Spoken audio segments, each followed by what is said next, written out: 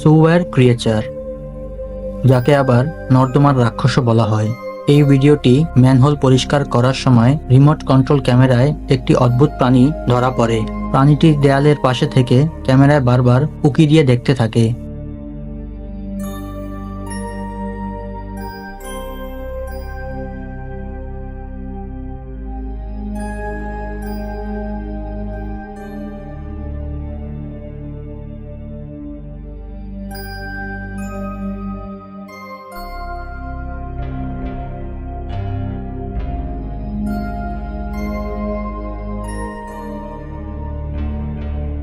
অন্ধকারের মধ্যে প্রাণীটির চোখগুলো স্পষ্ট দেখা যাচ্ছিল।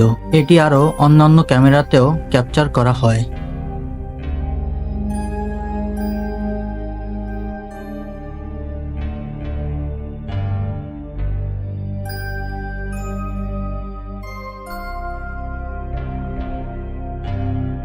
প্রাণীটি অনেক দ্রুত গতিতে ক্যামেরার সামনে দিয়ে অতিক্রম করে যায় এবং কি স্লো মোশনেও এটির আকৃতি স্পষ্ট বোঝা যায় না।